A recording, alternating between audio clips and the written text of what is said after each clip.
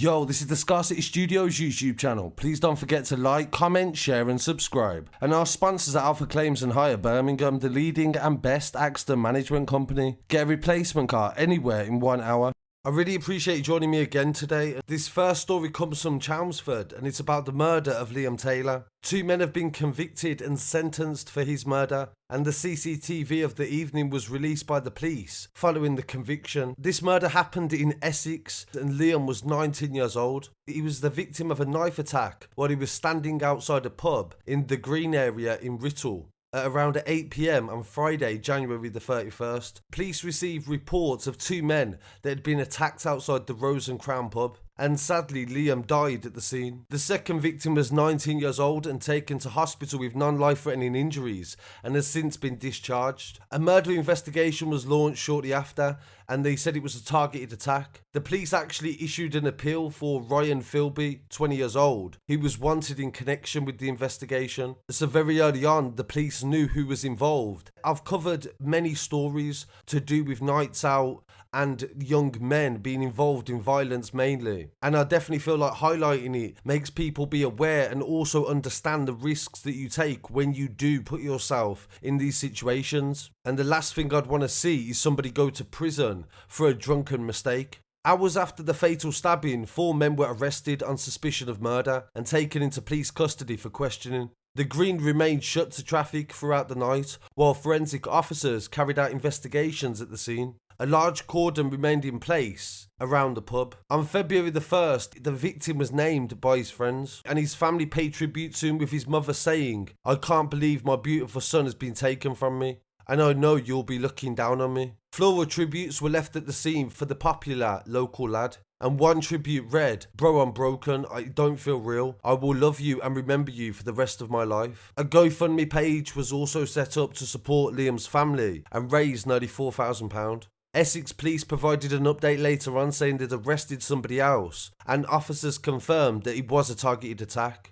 Detective Chief Superintendent Stuart Hooper issued a statement urging concerned residents that this was an isolated incident, but they did put a Section 60 order in effect, which gave the police extra powers to carry out stop and searches in the hours following the attack. Extra patrols were also put on the street as well to calm local fears and also to try to find people carrying dangerous weapons. The Section 60 was authorised on the Melbourne estate between 6 PM on the Saturday following the murder and 6 PM on Sunday. 4 men were initially arrested on suspicion of the murder but released without charge, and on Sunday an 18-year-old was arrested on suspicion of murder and possession of drugs. A 21-year-old from Chelmsford was arrested on suspicion of murder and also attempted murder. The owners of the pub where the attack took place were offered counselling, and customers were given a support telephone number if anybody needed it. The joint owner of the pub told Essex Live at the time that "We've been here for 11 years and we've had to pull people to the side that were affected and check on them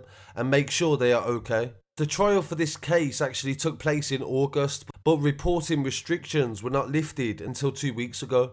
And this also shows the moment that the car pulls into the car park outside the Rose and Crown pub on the 31st of January 2020. A group of men get out of the vehicle and start to attack Liam with a knife and also others outside the bar. People are fleeing from the scene and everybody's trying to take cover, and Liam manages to make his way into the bar, but he later dies at the scene. Ryan Filby and Daniel Daden were convicted of his murder and also wounding with intent and grievous bodily harm for Liam's friend as well. Another man called Colgate admitted Liam's murder on the 15th of January, and this could only be reported on now following the lifting of the reporting restrictions. They were sentenced to life in prison. Filby, 22 years old from Chelmsford, and Daden, 20 of Bramble Road, Witham, must both serve 21 years each, and Colgate, 19 from Chelmsford, must serve a minimum of 16.5 years. Chelmsford Crown Court had previously heard the attack on Liam and his friend was in retaliation for an incident that occurred 2 hours previous to Liam's murder. Filby had been beaten up by 2 people with a pole outside his home. Although the defendants and the victim were known to each other, neither Liam nor his friend were involved in the assault on Filby. Detective Chief Inspector Steve Stephen Jennings from Essex Crime Directorate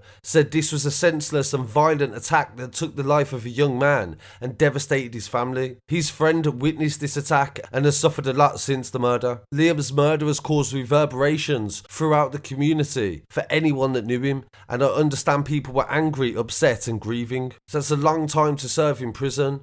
Liam wasn't even the person involved in the actual original attack. And sadly, lessons haven't been learned. In a recent story that people sent me yesterday online, thank you to everybody that sends me the stories, and don't forget you can contact me at news@scarcitystudios.com and also the social medias. I was sent a story from Bradford, and yesterday a man was stabbed to death and 2 other people were injured. And it's a very similar sort of situation as well, just in a different part of the country. The police have said that a teenager was murdered and his best friend was fighting for his life after they were stabbed in Bradford city centre after a devastating incident on Sunday morning. His family spoke of the horror and told how knife crime had broken their family in seconds. The trouble erupted on a street after words were exchanged in a nearby nightclub that shut at 5 a.m. Police said they received calls after a large group were fighting in the street and found the 2 19-year-old men the same age as Liam as well when they arrived at the scene at 5:45 in the morning. It's believed after a chase they were stabbed outside a jewellery shop and a pool of blood could be seen on a doorstep.